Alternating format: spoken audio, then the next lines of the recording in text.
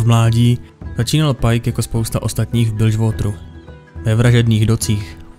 Dennodenně se do doků tahaly obludné příšery z hlubin, aby se zpracovaly v řeznictvích, která lemovala nábřeží. Zaměstnání si našel ve čtvrti, které se říkalo Krvavý přístav.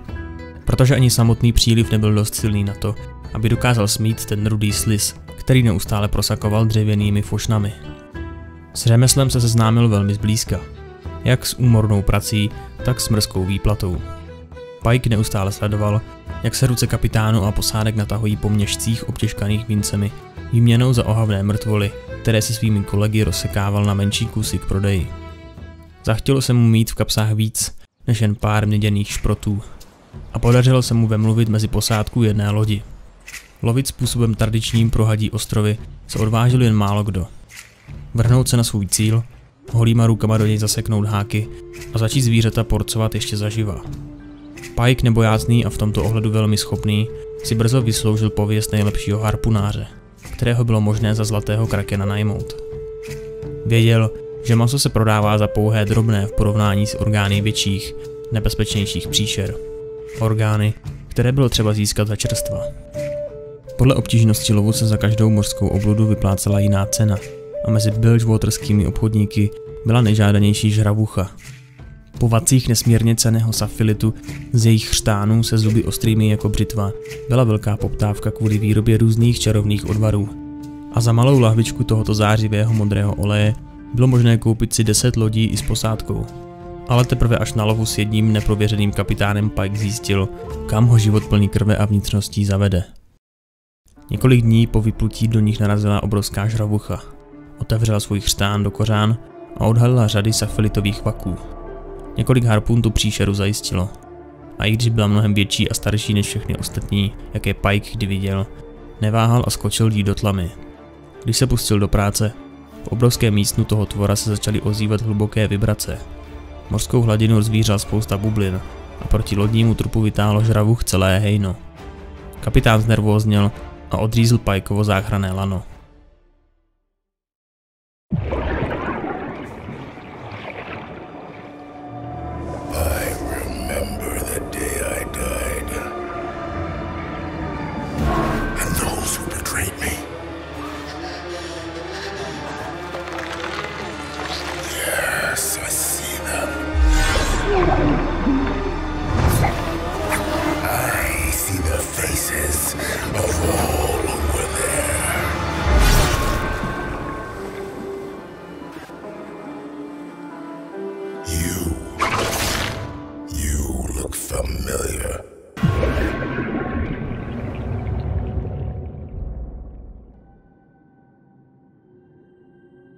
To poslední, co zatracený harpunář uviděl, než se čelistí stvůry s chňapnutím zavřely, byly vyděšené pohledy jeho posádky, která sledovala, jak ho zruda poliká zaživa. Ale pro Pikea to nebyl konec. V těch nejhlubších příkopech neprobádaného oceánu, zdrcený obrovským tlakem a stále uvězněný ve žravuším chřtánu, opět otevřel oči. Všude byla modrá světla, byly jich tisíce a zdánlivě ho sledovala. Mozek mu naplnili roztřesené ozvěny, něčeho prastarého a záhadného. Drtilo mu to mysl a ukazovalo vidiny toho, o co všechno přišel, zatímco ostatní bohatli. Pikea se zmocnil nový hlad. Hlad po pomstě a odplatě. Zaplní hlubiny mrtvolami těch, kteří mu ukřivdili. V Bilgewateru si z těch mrtvol zpočátku nikdo hlavu nedělal. V tak nebezpečném místě nebyl rudý příliv ničím nezvyklým. Ale z týdnů se staly měsíce a začal se objevovat jistý vzorec. Lidé nacházeli mrtvé kapitány z mnoha lodí, vykuchané a pohozené, ponechané na pospas úsvitu. Návštěvníci baru si šeptali o nadpřirozeném zabijákovi, kterému bylo na moři způsobeno příkoří a nyní se prosekává lodím deníkem nějaké ztracené lodě jménem Děs. Otázka týž si kapitán, která kdysi byla symbolem úcty a uznání, nyní vzbuzovala strach. Pak to začali být i lodníci a první důstojníci, obchodníci, bankéři. Opravdu každý, kdo měl co dočinění s krvavými obchody ve vražedných docích. Na vývězkách s vypsanými odměnami se začalo objevovat nové jméno. 1000 krakenů za nechválně proslulého rozparovače z Krvavého přístavu. Pike, kterého kupředu hnali vzpomínky pokroucené hlubinami, uspěl tam, kde mnozí selhali. Zasel strach do srdcí bezpáteřních obchodníků, zabijáků a námořních mizerů, ačkoliv nikdo nedokázal najít jakoukoliv zmínku o tom, že by v Bilgewateru kdy loď jménem Děs kotvila. Obyvatelé města, které se pyšní lovem příšer, nyní zjišťují, že nějaká příšera loví je. A Pike ani v tom nejmenším nehodlá přestat. Jedna z nich leží na hníjících prknech a na kameny pod ní narážejí vlny. Její zpomalující se tep pumpuje krev do mořské vody. Bez mrknutí zírá na ošuntělé chatrče nad sebou a na hvězdy, které jsou ještě dál. Pike ještě jednou zkoumá její výraz. Její mrtvé oči mu probodávají mysl. Loď na lov žravuch, 4 stěžně a roztrhané plachty. Vlny velké jako hory. Dlouhé vlasy v mořském vichru. Desítky tváří na palubě. Pozorují. A najednou zuby. Oslizlé zuby, velké jako meče. Křižovaly loď. Světlo se vytrácí. Zavírají se. Ve chřtánu žravuchy. Záchranné lano. Přeříznuté. Ten jazyk byl příliš hladký. Oči pálily potem. Prsty se ničeho nechytily. Dostaň se na otevřené moře. Plav. Plav. Zuby žravuchy se stvaknutím zavřely. Pak bolest. A tma. Loď byla pryč. Schopná námořnice. Byla tam a přeřízla mi lano. Pike do těla šťouchá botou a celou turbu zírá dolů. Šťouchá do ní, dokud se nedostane na okraj přístavu. Ještě jeden kop a její tělo plave. Žraloci se rychle pouštějí do hostiny. Oceán nikdy nemarní čas. Rackové vřeští. Vítr roznáší jejich hlasité švitoření. A Pike hledá jméno zdatné námořnice na svém seznamu. Rudým inkoustem vyškrtává její jméno ze svitku. Poslední jméno v lodním deníku Děsu. A je to. Žádná další jména. Jen spousta červených škrtanců. Kde jsem vzal tolik inkoustů? Pajka užírá zvláštní pocit. Neklid, nevyrovnanost, nespokojenost. Víření žlučí v žaludku. Nemůže být hotový.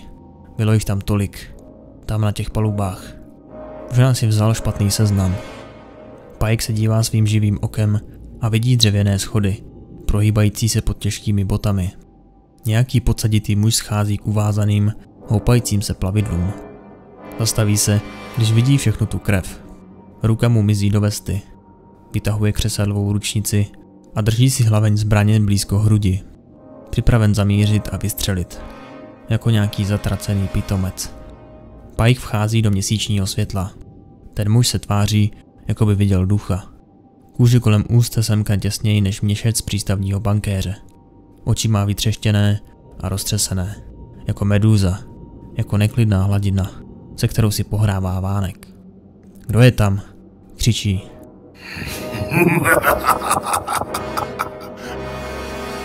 Křesadlová ručnice míří Pikeovi na hlavu. Pak záblesk a rána. Ta střela mířila přesně, ale rozšípla akorát tak dřevo. Protože Pike už není tam, kde byl. Je v mlze. Rozpadá se na sůl a kapky vody. Drobný muž v drobné mlze. Prý mu říkají přízrak. Mají pravdu jen z půlky. Obtlouslý muž přebíjí. Na vrásčitém čele mu raší pot. Během několika málo okamžiků je Pike všude kolem něj. I mezi ním.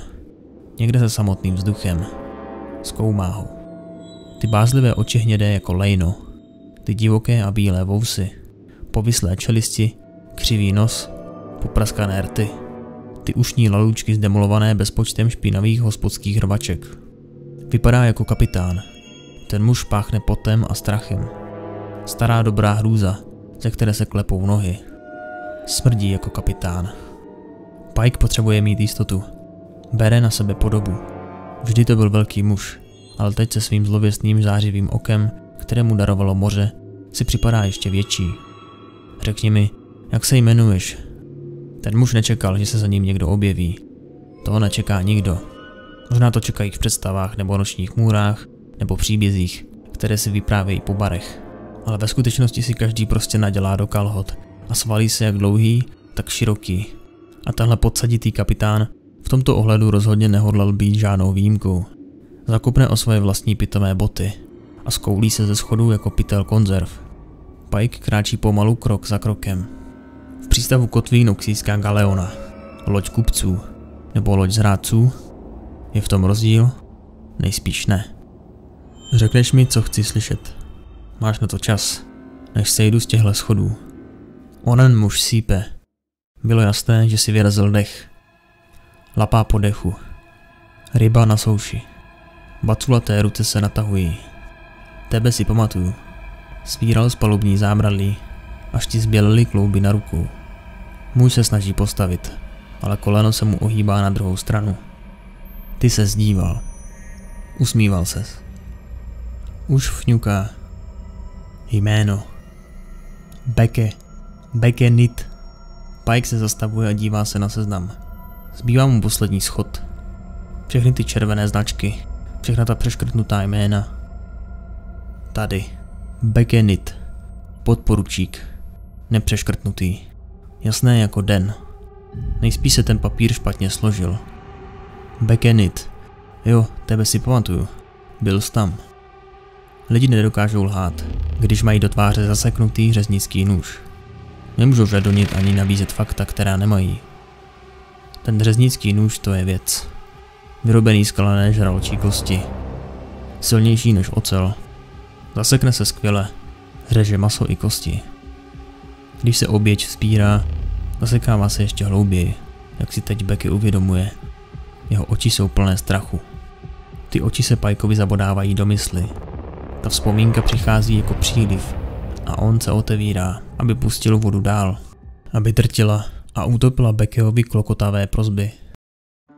Loď na lov žravuch, 4 stěžně, roztrhané plachty, vlny velké jako hory, spustlé vlasy v mořském vichru, desítky tváří na palubě, pozorují, oči hnědé jako lejno, oči Becky a Nida, hnědé jako lejno, nevěřící a otevřené do kořán. A najednou zuby.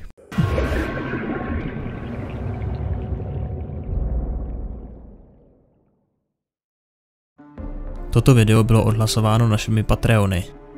Díky za vaši podporu.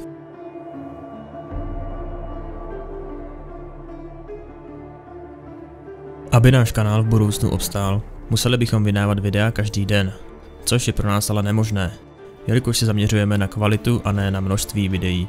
Proto potřebujeme vaši podporu, aby jsme v budoucnu nezanikli.